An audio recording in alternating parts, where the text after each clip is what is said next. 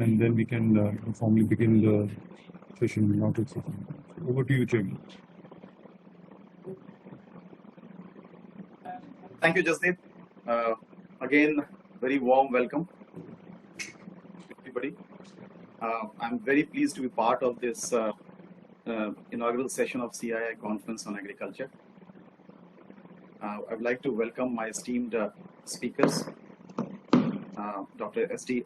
Atri, Additional Director General, Indian Metrology Department, Ministry of Science and Technology, Mr. Pramod Kaushik, President and Managing Director, Hexagon India, Mr. Jatin Singh, Founder at Sky Met Weather Services. Sri Rajendra Kumar Kataria would be joining us a little later. He is the Principal Secretary, Horticulture, Government of Karnataka. My dear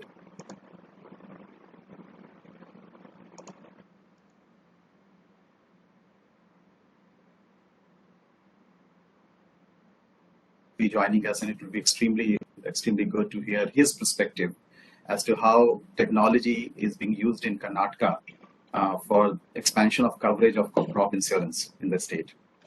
I would also be delighted to I'm looking forward to hearing from Mr. Kaushik, Mr. Jatin Singh, and Dr. Atri on their views as to how geospatial technology has the potential of transforming the state of agriculture in the country.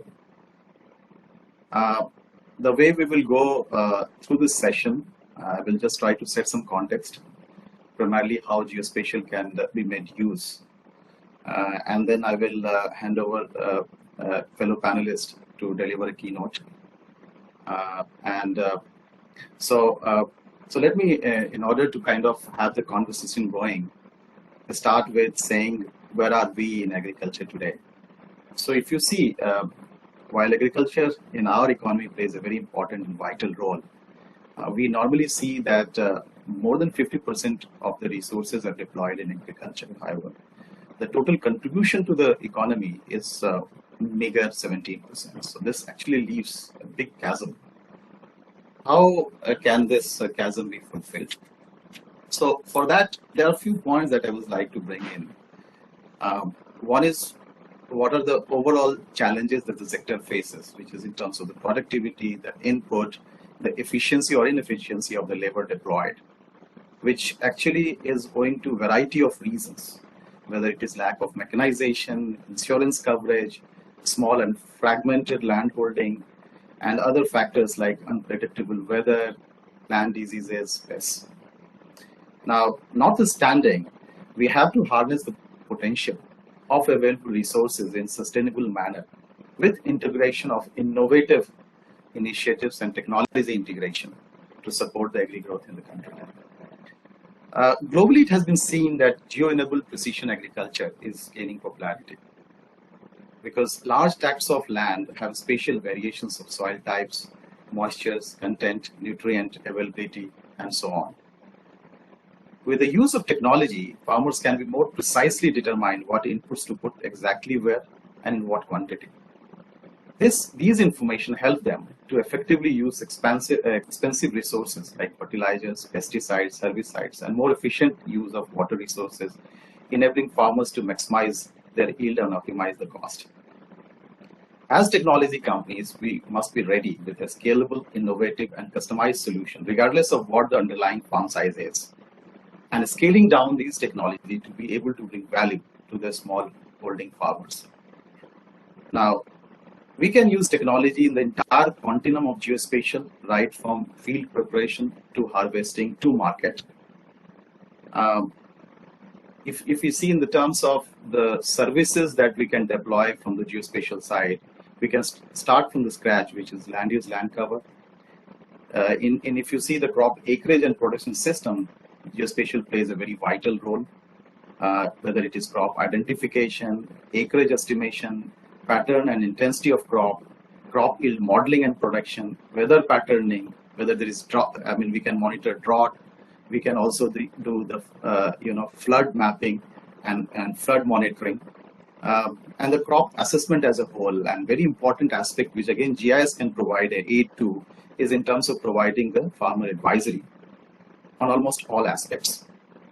We also see some great research and startup companies that are doing things like low-cost sensing and using drone for low-cost visual imagery to give insight into plants, health, and productivity. There are many exciting technology-based solutions that have been deployed, which has a core tenet of geospatial, and these are getting gradually commercialized. We must deliver these technology as a customized solution that fits the need of the small farmer. Now, technology penetration in agriculture has been a challenge in India because of, again, the small income and large fixed cost involved. For the technology adoption to be really practical, we need to come out with some innovative solutions like how can we create a cooperative model, how can we actually use an aggregation model in which we actually bring in the small holding of lands into aggregated large vast of lands, and then try to bring in all the stakeholders like the seed companies, the mechanization companies, the insurance companies, the finance companies, and come out with a model which is sustainable, affordable, and monetizable. So the emphasis in today's session would be, one, the use of the technology as a core for all aspects, right from the field preparation to harvesting to market. The two, how we can make it customizable in terms of providing this as a solution to small farmers. Three, how can we make it monetizable to the technology company who would be incented to extend, innovate, and provide these kind of solutions which are affordable to the farmers. So these are the three areas that we'll focus on today. And after this session, we have two very interesting sessions that focuses on various applications of these technology in the crop management and insurance in particular. So I'm pretty sure that the participants, the delegates, will find this platform very useful in getting the sense and also hearing thoughts from various speakers, and discusses and explore the technology disruption for the geospatial side in this sector. With these words, I wish the session a great success, and would like to invite Mr. Jatin Singh, founding and managing director of Sky Weather Services, to kind of share his thoughts. And Jatin, you will have about 10 to 12 minutes to talk about this. Welcome, Jatin. Nikhil, I hope my video and audio is working. Your audio is, yeah, both are working very well. Good morning. Thank you. Good morning. Over to you. Nikhil, for the great opening introduction. You're absolutely spot on in your observations. You see, Indian agriculture is very peculiar because we have about 650 million people who are directly or indirectly dependent on it. And the contribution, as you said, is about 17%. The productivity is growing, albeit slowly. And we are a universe of rain-fed smallholder agriculture. The challenge in Indian agriculture is fourfold: maintain food security, increase incomes and prosperity, reduce our carbon footprint, and maintain biodiversity. Agriculture in India is also very political. All those of us who are in this business understand that very acutely. From Kisan credit card to PMFAY to the politics of inputs and fertilizer subsidy, the subject is of immense sensitivity to Indian political masters. And as we have seen in the ongoing farmer protests, the maneuverability in policy is also rather limited. I believe that geospatial intelligence and data collection, whether in agriculture and soil, is going to provide an alternate universe to reduce carbon footprint, increase incomes and prosperity, and reduce waste. We are entering deeper and deeper into an era of computing, IoT, enhancing our space intelligence, and now we are capable of, at least theoretically, of monitoring every square inch almost in near real-time basis. There is tremendous amount of consensus between government, farmers, and companies like mine, SkyMap, which is quite rare in agriculture actually, in providing data and service. Over the past decade, I have seen a rapid change, mostly in the eyes of our policymakers, which is the most important part of this game. Now it's almost a truism that geospatial intelligence is the foundational stepping stone for any kind of agricultural initiative. More important is the acceptance of new technologies that might come from foreign countries, private companies, medium and small, or even startups, in taking part in constructing a data grid that is intelligent, accurate, as well as cheap. The government's initiative on mapping is a welcome change in that direction. The initiative by the Ministry of Agriculture of partnering technological providers to create an India agriculture stack like the Aadhaar stack is also revolutionary and welcome. Political will needs to be commended on this support. Without political will, these things are not going to happen. The ubiquity of cell phones that is slowly and steadily becoming an amalgam of multiple kinds of sensors, from cameras to temperature sensors to weather monitoring and forecasting sensors, is going to go very far in providing this advice to the point at which it needs to be given. And interventions by farmers as well as government as well as private companies will make agriculture more efficient, more accurate, and more profitable. We are in the midst of a very powerful space revolution. The cost of satellite imagery is going down substantially. We are going to get much more coverage with medium and low Earth orbiting satellites being launched in quick succession. We have our own Indian companies like Pixel that are looking forward to doing this. We have, of course, international giants like Starlink that have already got large constellations in the skies above us. This is going to be a turning point because the biggest problem in geospatial intelligence is the cost of imagery. And all these satellites are going to be bundled with many more powerful sensors like multispectral imaging, weather parameter sensors like GPS occultation that will allow us to predict weather in the short term much more accurately, and also provide bandwidth, satellite internet bandwidth that will enable IoT devices in the most remotest part of the country. Once you come across rural India, you'll see and you'll notice that bandwidth is still not as abundant as it is in urban areas. That is a severely limiting factor on large scale IoT. Geospatial intelligence to me is like a Sanjeevani booty to agriculture because it effectively uses data that was already there but was hard to collect. You're analyzing data, identifying inefficiencies, inaccuracies, reducing waste, and improving practices, and increasing output without disturbing the ecosystem, taking potentially risky biological bets, or finding ways to build hard infrastructure with minimal environmental disruption. The first economic activity of the block that I can really see that is going to benefit from this, from geospatial intelligence and computing coming into it in agriculture is financial technologies. We in Skymart have already been for a decade integrating various kinds of data sets so we can provide credit as well as general insurance products to every farmer. Our vision was from village to plot and from plot to plant. And you'll be happy to hear that we have rolled out individual farm credit as well as crop insurance, and not necessarily subsidized crop insurance, by the way, retail-based crop insurance that is voluntarily paid for by the farmer because of intelligent and far more effective underwriting that is available because of the data that is now abundant. And when adjusted to monsoon swings, truly is able to include farmers, especially smallholder farmers, who have been outside the financial system or outside organized finance because they were considered very risky bets. This, for me, is the first benefit of geospatial intelligence that is now being made available at the palm of our hands. Going forward, I also see e-commerceization of agriculture. And we've seen many companies, especially aggregators like NinjaCart that are aggregating for Horeca, that is hotels, restaurants, etc., or supermarket chains, or mills and food processors, warehousing and storage. I'm seeing these market makers, marketplaces, and aggregators trying to be more efficient, ascribing correct values, reducing waste, managing logistics much more efficiently. And the third is my favorite, precision agriculture. Growing up, I always thought precision agriculture in India was very challenging. Smallholder farmers, lack of communication, literacy issues. Never thought in my lifetime I'd be able to see such precision. They have improved weather forecasting accuracy. We're able to do short-term and medium-term pretty well. We're able to geotag farmers, put sensors, identify pests and diseases, layer them with weather, soil, and water data, provide second-by-second near commentary as well as advisories to farmers. You might be skeptical that a Bihar farmer might not have access to that kind of precision. The rollouts are more in the horticultural belts in Maharashtra and Karnataka. But I guess in the next 5 years, you will see two things: much more specific advisory, going down to the near plant level, and I foresee that a lot of these high quality advisories will actually become free of cost.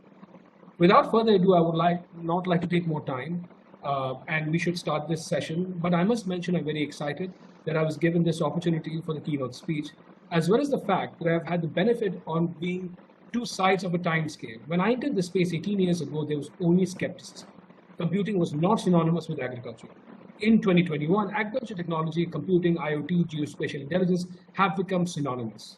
The most important aspect is that we have moved from an era of inertia to empirical belief in the usage of geospatial intelligence and computing. Thank you. Thank you, Jatinji. This was very, very good.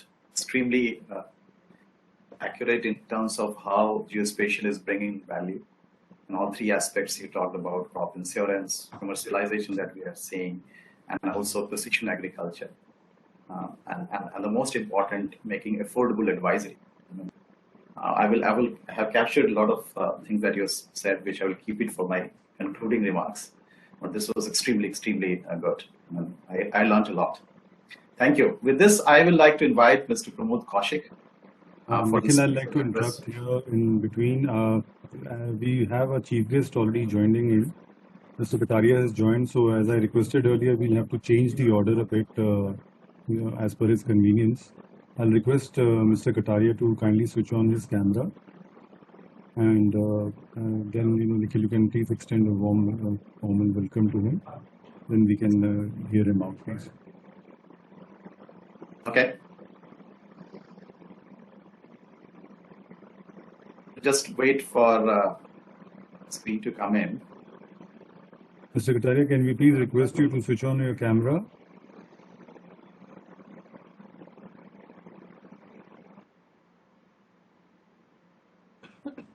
I'll request my colleague Kuldeep as well to request his office in case he's not able to hear us out.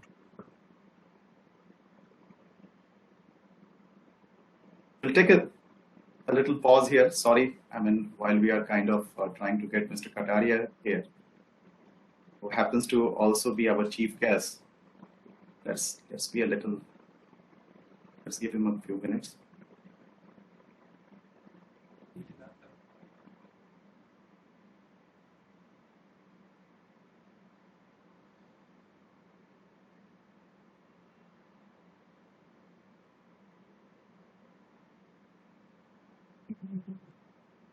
Jasdeep, should we still wait for a minute? I guess. Yeah, I think we should wait for him, please. Okay. Audible now? We are slightly able to hear you, sir. Not able to see you as yet. Yes. Now we can see you, sir. Yeah. Good morning to all of you, all the panelists, and thanks CI for organizing this webinar on a very important topic. Actually, for the last almost 25 years, being part of the Indian bureaucracy and having dealt this, agriculture sector continuously for the last 24, 25 years, I have seen many changes. A lot of people, experts are here. So I'll just tell what the challenges we have in this system. The land holding in India, when you compare with the rest of the Western world, is totally different, actually. The size of land holding in India, I know about Karnataka, I worked in Haryana also. The size of land holding is so small that when we talk about, bringing innovation, when we talk about how we can use the tools, the geospatial, tools to, bring a change in the agri sector, that becomes an issue because the kind of people with whom we are dealing with. The farmer, level of their, understanding about the tools and technique. With that gives a major challenge, for all of us to work on. I'll just focus something on what Karnataka has been doing in the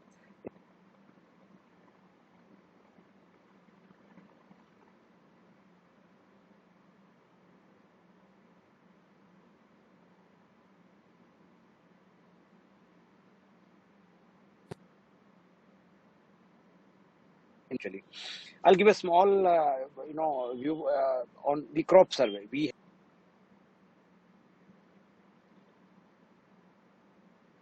have which plot is growing what. In the entire country, actually, we had no idea. We used to carry out survey every year. And we used to generally say about what the crop grown. It used to be what we call it I estimate. Like somebody will say in the village, he will go and tell, okay, in this village, so much area is grown, so much is the production. So we never had the accurate area of cultivation under various crops to estimate our the GDP in agriculture sector. 3 years back, we started this, what we call is crop survey. So around 2 crore 10 lakh plots, 3 times in a year. We have early Kharif, we have Kharif, and we have Rabi. We also have summer.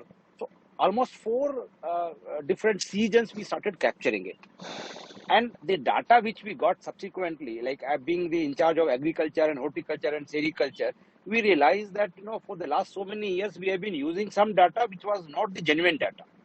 Now that started our planning stage as to how we can plan. Similarly, we also started doing our crop cutting experience, because when you have to estimate about the production and all that. So we started CCE based on this crop survey. So we knew that which crop is grown where, which village. It's a ground reality.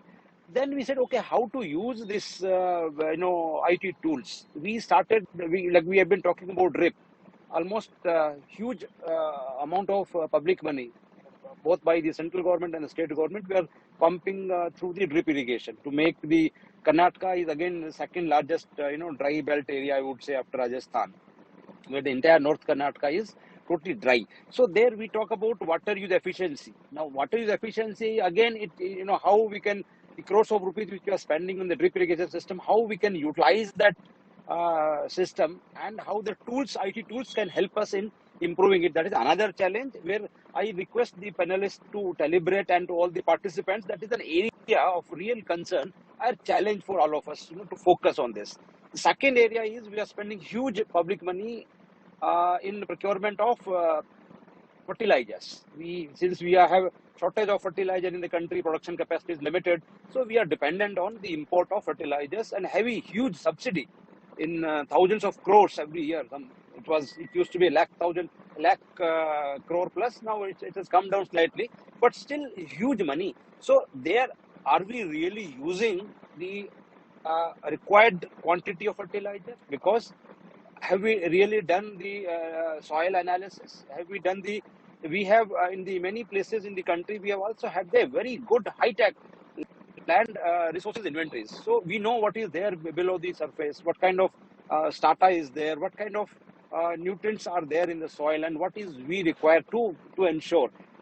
Third item is, are we really, we have in the entire country, we have many agri zones. So each agri zones has a different soil strata, different moisture level, different kind of temperature. We have universities everywhere. We have RSKs, we have KVKs, Krishi Vigyan Kendras. Are we really utilizing them in giving direction that you have carried out a research? This particular crop is suited in this particular area and in this particular season. Now, there again, the tools, IT tools can be really effective. I mean, I would say. Then we talk about spraying the, especially in the horticulture areas, especially like I have a huge coffee plantation in Karnataka. Similarly, wherever we have tea plantation, where we have plantation crops, there again, there's a huge scope of utilizing the, drone-based spraying, carrying out surveys in those areas, because sometimes it's difficult to, reach in those areas, high hilly regions, high rainfall region. It's difficult at times to, approach. So there, how we can use these tools to survey this area. Then providing the forward market linkages. We have so many companies. Bangalore is a hub, so I'm lucky that I've been interacting with many of the startups and many of the people who are in this trade. So are we connecting with the farmers? Are we having any kind of approach where we can have a scientific analysis of the demand and supply? Do we have a proper market intelligence? Maybe a market intelligence cell for the agri and allied products can be established, and maybe some lead where we can the CII and other partners can take lead with the state governments. Okay, let us develop a base. Let us have a farmer database. Let us have a land database. Let us have land resources database. Let us have database about the production, as to what kind of production we have and what is the demand for that production, so that the whatever we grow.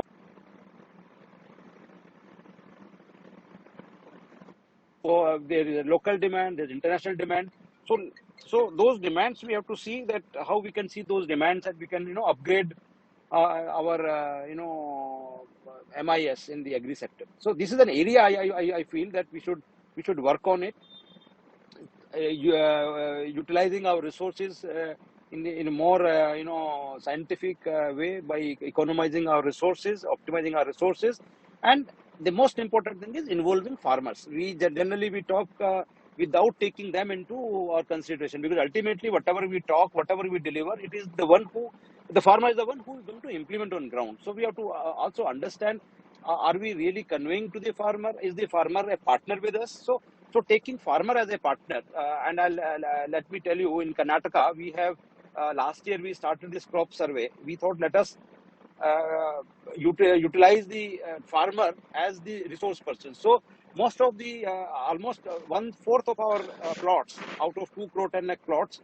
are actually surveyed by farmers. We train the farmers that you go to the field, we'll give you a mobile app, we'll upload your land detail in your system. You just scan it, record it, and upload it.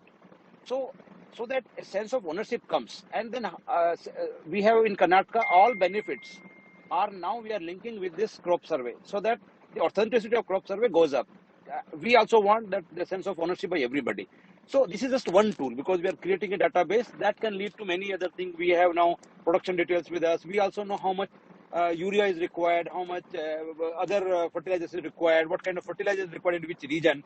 So we are also trying to do mapping of the region-based requirement of fertilizers, requirement of water, what kind of, about the post-harvest activities. Farmers can produce, we have marketing facilities,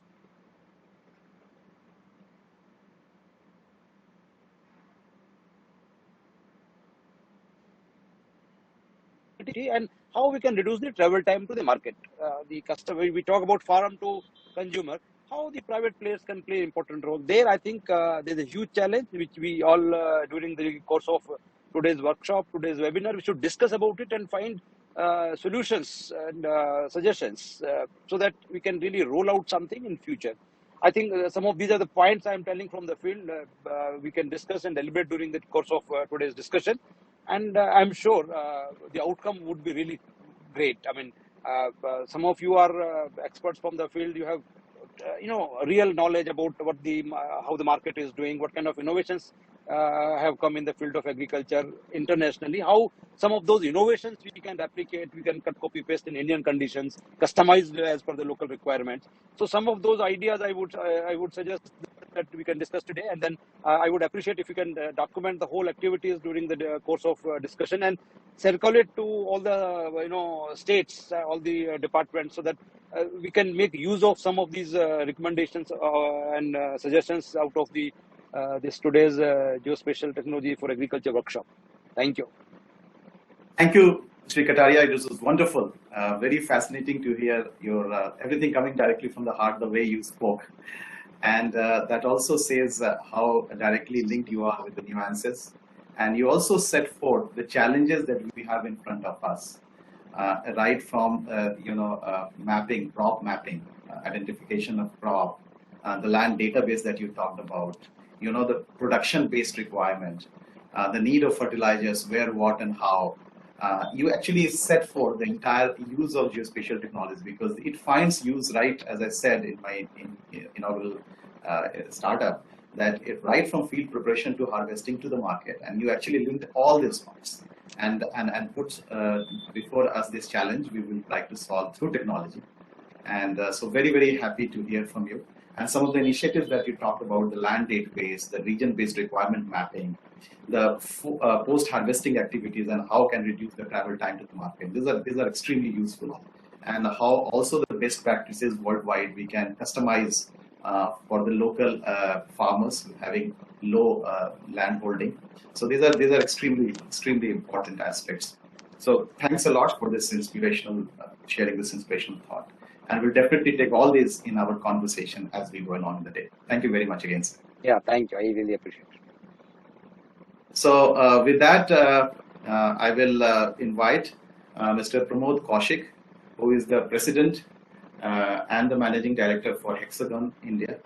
Pramodji, please, we will like to hear from you, your thoughts. Say that, there's always a challenge of speaking, after some of the stalwarts who have already spoken on this. And I would say Mr. Kataria, as well as, Jatin has put a lot of things. Of course, Nikhil, you have been summarizing well and you started very well. Few of the things which I still like to sort of talk about as agriculture industry, not to be repetitive, is the importance of agriculture in our international trade. We do approximately around 41 billion of exports, and of course the aim of the government by next year is to take it to 60 billion. So like, we export like jute, tobacco, oil seeds, spices, raw cotton, tea, coffee, and which is amazing. 18% of our exports are coming from agriculture. So it's very important industry.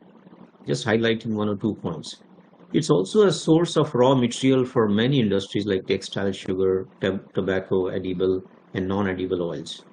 And also we don't realize sometimes, of course, we are talking about agriculture per se, and that's the topic today.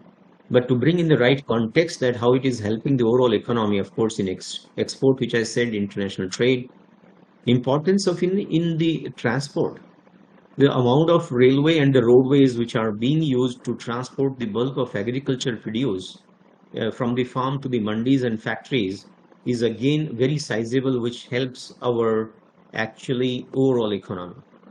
And of course, this is no great time. Jatin did talk about it, and Mr. Kataria, how engaged he is in Karnataka, looks like he's really an expert, and this is where the policy support which comes, and some of the states like Karnataka really taking lead. So there is a very good robust demand today. There are good amount of opportunities which we are realizing now because of a lot of hybrid seeds are being used, a lot of fertilizers and allied services like warehousing, cold storages. These are throwing good opportunities for the overall economy. And the policy support from starting from center to states, we just heard Mr. Kataria saying so. And recently, I think a PLI scheme has been launched with some 10,900 crores, over a period of year starting from this year. So it's a very solid environment, and this is an advantage at this time in the country. And of course, because God has blessed us with a very good climate, which is high proportion of agricultural land is there, diverse, climate conditions we have, which encourages us to do a good amount of cultivation of different types of crops. We are not really studied with one or two types, but the fact is we are lucky enough to have that level of climatic conditions in the country that we can have a diverse portfolio of I would say the crops. And of course the government initiatives like Pradhan Mantri Krishi Yojana and Pradhan Mantri Fasal Bima Yojana, Matsya Sampada Yojana, which is not very well talked about, but there's a lot of technologies being used today into the fisheries, and in addition to the agriculture piece, that's also there. Plus, of course, as we talked about that, in next few years, India aims to go to 100 billion of exports from agriculture. There's one, as per the latest NSO data, which I was sort of looking to be counterintuitive. Actually, the farmers' income from the cultivation, only pure say cultivation, has come down from 48% to 38%. Which is not a good sign. Overall income is increasing, but only from cultivation, this has come down, and it throws challenge for us, as I would say, technology companies, that how do you work with the farmers? How do you work with the cooperatives? How do you work with the, I would say, some of the aggregators which are there today, and contract farming with some of the organizations are doing. So we need to really work together to see that the crop production and is increasing, so that the occupation what is there should not be on decline. And that's very important for us to work together and get into that piece very, very importantly. And so what is the challenge what we have? We are having a challenge that we need to increase the production. Of course, reducing the cost. Mr. Katar was alluding that, pesticides, fertilizers, they are a solid, I would say fertilizer is a big, I would say, drag on our economy because we're importing so much.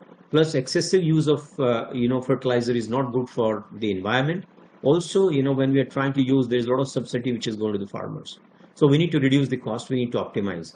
And of course, we used to use the land more efficiently. So some of the technologies which the geospatial piece, which are bringing, and the geospatial is coming in, and some of the precise farming we're talking, platforms which are taking care, starting from everything, starting from sowing to the, to the market, that piece they come into absolutely play. And the crop and soil monitoring is important. Predictive agriculture analytics, which is very important. so that we can help the farmers that what is going to happen in terms of using the AI and ML types of tools to predict the optimal time to sow the seeds and raise an alert for any possible pest attack, which can come. So of course they are being used also, and recently PM has really urged the technology companies to come out very clean on this and try and support the Indian agriculture. And the real-time data analytics which Jatin was talking about, I think it's very important for us to build an efficient and smart supply chain with the real-time data analytics, which is very, very important. One more exciting piece happening in this country, which is the Indian startups. So agri-tech space is really being flooded, I would rather say, if not flooded, but the lot of interest which is coming from the startups, and many of them would be on this call. And within this year, from January to August this year, we raised Indian agri-tech startups to raise around 426 million, which is 3 times a rise as compared to last year the same time. So this space is seeing a very important, I would say, activity which is happening. Time for us, some of the established players and the startups, to join hands and come out that what can we do for the farmers and how do we engage the farmers in terms of engaging them, using them, and what's being done as Karnataka has been trying to do for quite some time. Just briefly, I would like to say that what are we doing as Hexagon, and this is not to share what Hexagon is trying to do, but to see how do we contribute. We are actually in smart mines, we are in smart factories, we are in smart industrial facilities, we are in smart cities, and we are in smart buildings and infrastructure. Along with that, we are also in smart agriculture. And we really have a very strong portfolio where we are using our smart digital reality. That's the sort of, we are having the autonomous piece, being done using our smart digital reality piece. And we are using it for the agriculture as we talk. And Hexagon in agriculture, we have actually more than 3.5 million hectares of planted forest by using Hexagon, agriculture, I would say, solutions. More than 150 sugarcane mills are being covered. We are present in more than 38 countries. And, I would say more than 25,000 equipments on precision farming are already deployed in the market. So what can we actually use all this is for optimize the cultivation, harvest, transport processes using full platform, and that platform becomes very, very important. Use of resources and inputs very efficiently. How do we reduce? With the precision farming, what's happening is absolutely you can program how much, as per the agronomist, how much fertilizer you're supposed to apply, how much pesticide you're supposed to apply, and apply it very precisely through the lanes and lines which has been drawn in a software. And that's how the autonomous tractors are moving there and trying to really optimize the resources. Very, very important. And also, we are able to anticipate and adapt. When I say we, it's not about us. All the technology, I would say, fraternity which is working, anticipating and adapting to the sudden change which happens in the market because of floods, because of some other disasters. And this can be all programmed into softwares coming out with geospatial, I would say, portals, which takes care of everything what we have been talking about in terms of what is the soil, moisture content, the temperature, the soil quality, and what is the historical output which has been happening. Plus with the remote sensing, of course, and IoT sensors, a lot of activity which is happening today can be taken into this geospatial platform. And that geospatial platform is really helping farmers and the government and the other technology providers to come on a common platform, and through the apps, as well as a lot of information which is historically being done that comes through piece, and then it all integrated into one, and then we take actions based on that real input, real data which is being analyzed, and then the advisors are coming to for the farmers. And optimizing the operations, as I was talking about, through a central control room becomes equally important.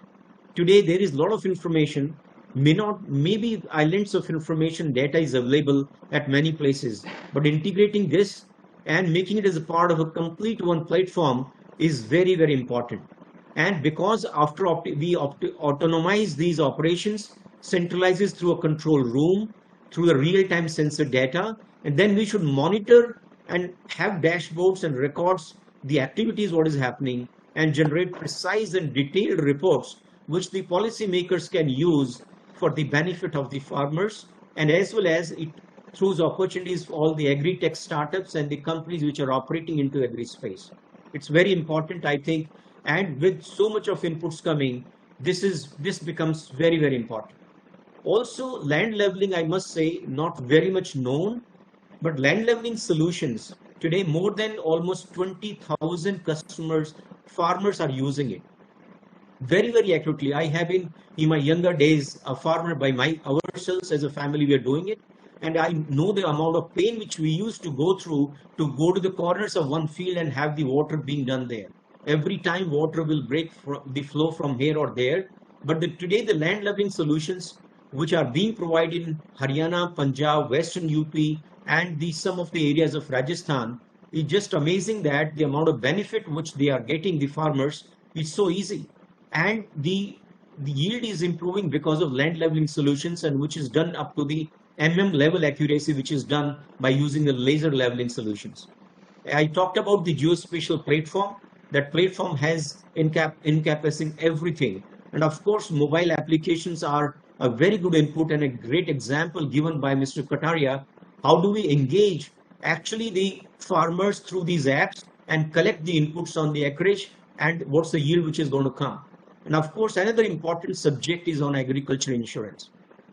We tied up with a government-owned, agri insurance company, and we're providing solutions to them so that it could be used, and the very accurate information is there with the insurance companies to really take the call how much they have to provide the benefit to the farmers when there is a calamity which happens. And of course, putting everything into a platform becomes very, very important. And this all is going to happen in true sense by using the technology as we've been talking about. And of course, the inputs are being enabled through high resolution satellite data. A lot of deep learning models are there. A lot of weather parameters which we are talking, and land parcel data which is now getting more and more. And this is really helping through this agri portal, how much of the land use and land cover, crop acreage, health, yield, drought monitoring. And I would say there's a lot of the intervening schemes which are being launched can be integrated by using some of these technologies. And it becomes very, very important. The last point I just like to make is it's very important that we work together as a community and work with the farmers. We just started, and that too incidentally in Karnataka, we are tied up with some agriculture universities now and trying to give the training to the farmers. It's a massive project which we're taken up, and with the support of the government, we would like to actually, first of all, teach the students of agriculture universities and actually the farmers how to use the precision farming, how to use some of these geospatial technologies and softwares as part of geospatial portal. And let's work together to make this a big success for our country. And as every speaker has spoken about, it's so important for us to understand the importance, and we do realize it, and a time for us to deliver as a community of startups, as a community of technology provider companies, farmers, and the government. Let's tie up together to take this country further and realize the goal of doubling the incomes for the farmers. That's it from my side, Nikhil. Thank you. Thank you, Pramodji. It was extremely good, very comprehensive. You actually emphasized on the need of the collaboration to kind of create an ecosystem, the decision makers, the farmers, the institutions, the technology providers, and also on this notion of one platform where all these tools, all this information can actually reside, and finally extend that to this ubiquitous cell phone which is pervasively available as part of the advisory. So this is very fascinating. I will cover more aspects that you spoke about towards the conclusion, but this was very good. Now, we have, as Mr. Kataria also mentioned, different agricultural climatic zones in the country, and we have very variable meteorological patterns, and meteorology and weather plays a very, very important role. So our next speaker is Dr. S.D. Atri. Dr. Atri is Additional Director General for Indian Meteorology Department, and it will be very, very appropriate to hear from him about how geospatial technology play a role. Dr. Atri.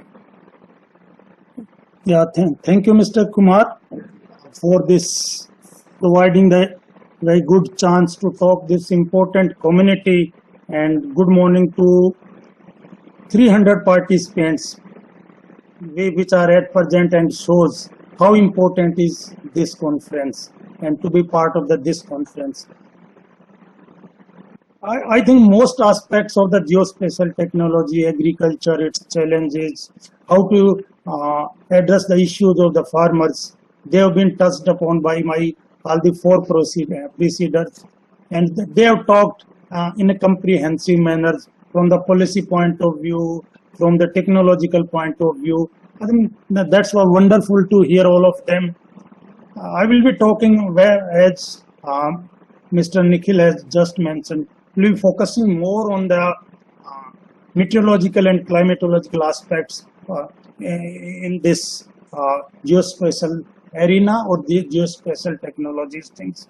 One thing you will be aware that every time it may be any field, be agriculture, be water resources, be it even health, we are talking of the data. Every time data from any conventional sources, data from the remote sensing sources, because data is our first prime thing to start with.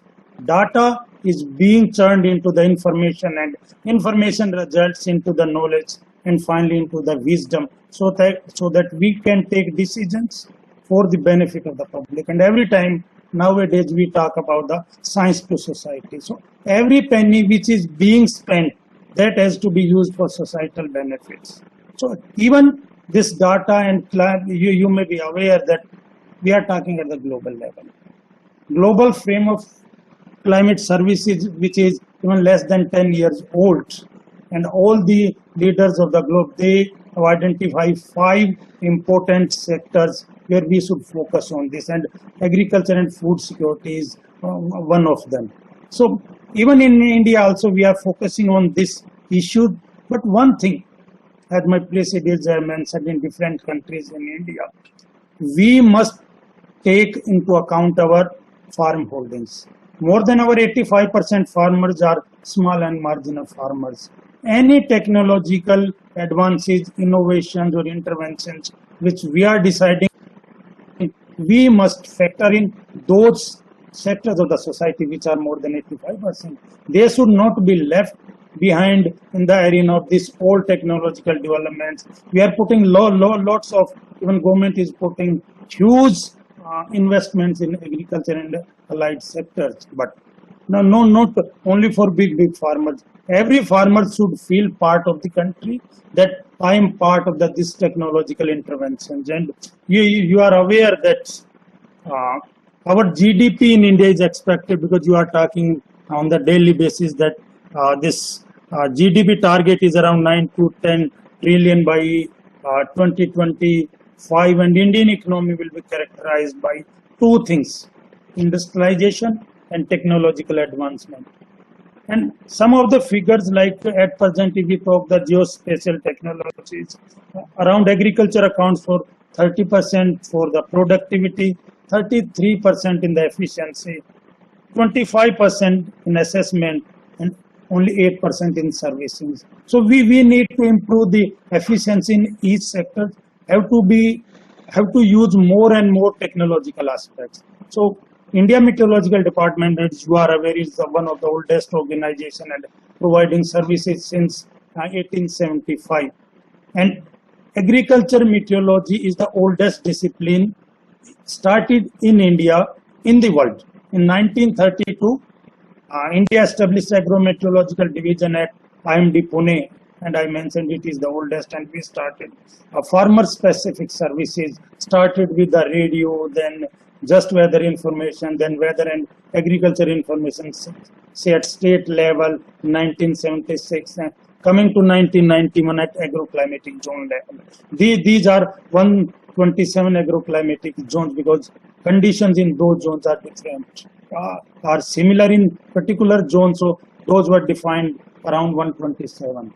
Then coming to the 2006, then people felt that the agroclimatic zone is a big area, and we have to have district level services. We started district level services because our models were also getting better and better. Starting with the, say, 250 kilometer resolution. Now they are coming to the say 10 kilometer resolution for a period of 7 days. And we are also running like models for 3 kilometers for next 3 days. And at present, since last 3 years, we have started providing agrometeorological services at block level, say 10 kilometers or so. But ultimate target is village level. In that direction, we are pursuing all our efforts so that village specific advisories could be provided to farmers, and all these services are in the regional languages where Ministry of Agriculture, State Agriculture Department, IMD, ICR, they are involved, and we are disseminating all these information to the farming community. More than 4.3 crore farmers, they are receiving information through even SMS also. All the modes of communication we are using, and government can't do these things. We are engaging all government, NGOs, private companies, various agencies, even CIE is part of that, and this work has to be done in a very collaborative manner, cooperative manner. Once we all join hands, only then we can make this message to the farmers what they should do, because particularly journal advisory is not going to help. We need a very specific advisories, and each farmer wants, he is interested what will happen in his farms. You call it precision farming or like that. So in that direction, all of us have to put all our efforts. And just I want to share one thing. Just 2 months back, on 7th of August, IPCC brought out its 6th assessment report, and one important finding of that report, that extreme weather events, they are going to increase. Luckily, one thing, we will be getting more rainfall in the coming years. All the models are showing, but catch is there, more variability will be there. Means we will be getting more floods and more droughts. But once water we are getting, we should do all technological advances in all arenas, be it geospatial or be in any other fields, so that each drop of the water can be utilized. Because water is there, we have the engineers, we have the technology, we have the resources. Single drop should not be wasted. If we are not getting, then things are really bad. But once we are getting, we have to utilize all the resources, all water and all other inputs in a most efficient manner. Many states are now using this geospatial technologies. Drones people are talking, or even better and better satellites are coming. But ultimate target, I again mentioning that it is our ultimate farmers, what we can provide to him, so that he must feel part of this. Couple of challenges which I am hope that this August community will be discussing in the next this couple of the sessions, particularly this forecasting, particularly in the very fragmented land holdings. Half acre is there, 1 acre is there. What to do that? Another is subsurface soil horizons. We need to take water into the soils also. Then a decision support system. Ultimate target is, because we have AI, ML, and all technologies are available, we must utilize them and develop automatized system using all these technological resources with us, so that human intervention can be reduced. And the last point, that capacity building of the farmers and the acceptability of all technologies by the farmers, that is the most important. All of us should put our efforts in that direction also. I extend my best wishes to the success of this important conference, and extend my thanks to CIA for providing me this chance to talk this August community. Thank you. Jai Hind. Thank you, Dr. Atri. Very, very good, extremely relevant. In fact, you brought in a very important aspect, how to ensure that the 85% of our small farmers who are marginalized should not be left out with the use of technology. And they are the one who should be the beneficiary directly. Also, you emphasized on this notion of cooperative. And I mean, it's so coincident and so good to have seen just a few months back when there was a change in ministry and government and the Honorable Prime Minister created a new ministry, the Ministry of Cooperative, and that is to emphasize on the need of what we have been saying, aggregated, right, so that the mechanization can take place and the benefits can be distributed all along. I've heard that about 10,000 farmer cooperatives are going to be set up, which will be the large aggregated farms and will have the capacity to use this technology, which so far we have not been able to use. So that's a huge impetus, and that will also help and facilitate the use of technological solutions. So thank you very much, Dr. Atri. Extremely good. So with that, we almost come to an end. Before we extend, we let this conversation go on to the second session, I'll just kind of conclude by thanking more than 400 participants who signed up today's conference, which actually they represent all states and UTs of the country. And their profile ranges from the agtech startups to agri input to mechanization companies to the government departments and to the academia. So very great mix of participants. Thank you very much. Also extend my heartiest thanks to CII, my fellow colleagues from the industry, eminent speakers, and the speakers in the forthcoming discussions. A lot of technology providers that have come forward to avail this remarkable opportunity. Hexagon Geosystems, Planet, Weather Risk Management Services, and SAPSURE to have supported this whole session and the whole workshop. So thanks to everybody. I will just point out a few things that were told. Jatin actually talked a lot about the trend of lowering the cost of images, which is helping big time. The reduction in the correction services, which is coming from the GNSS side and the GPS augmentation side, in allowing the track of the farms and the precision agriculture to be extremely precise, which is very important. The multi-spectral imaging is becoming very affordable, and this ubiquitous cell, which is now available everywhere, and that becomes a very good communication interface for providing all these technology advisories, or Mr. Atri talked about specific advisories and not the general advisories. That becomes extremely handful. He talked about crop insurance, aggregation in technology companies, and how weather forecasting plays an important role. And then we heard Mr. Kataria. He talked a lot about the very notion of one database, because that's very important. He also talked about how his experience of drip irrigation, how he has been able to provide after relevant insight on the soil types as to what fertilizers, where and how, through the soil analysis.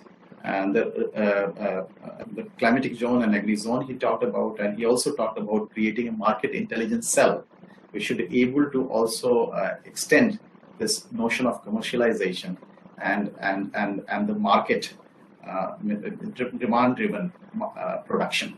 So then we heard from Pramodji.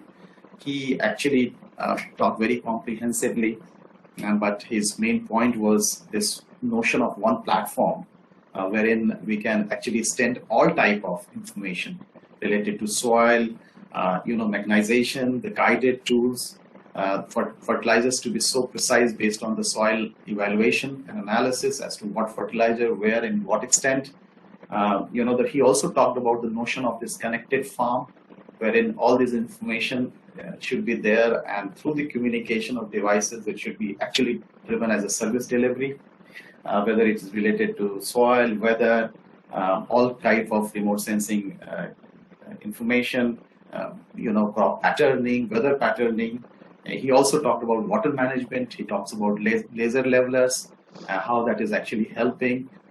So he actually also talked about the collaboration, which is creating an ecosystem of the decision makers, the technology companies, the institutions, and the farmers. Then we actually towards end, Dr. Atri actually talked a lot about the operative aspects, more about the marginalized farmers and how the mechanization has always left out that part. So how we have to be innovative in terms of customizing and solutioning so that they become the direct beneficiary. And he also talked about how private companies, government, NGOs put together have come forth to provide this kind of advisories, which is specific and not general. So with that, very, very extremely fascinating. I hope the audience have got the benefit of hearing all these keynote speeches from these eminent speakers, from technology to the decision maker, from the metrology, from the satellites, from all sides. And I now hand over the session to Mr. Jatin Singh, who is chairing a very interesting session on geospatial technology for crop monitoring, field assessment, and water management. And I would request the participant to stay back for this forthcoming fascinating session. With that, I again thank all my panelists and the eminent speakers. Thank you, and you all have a very good day. Thank you.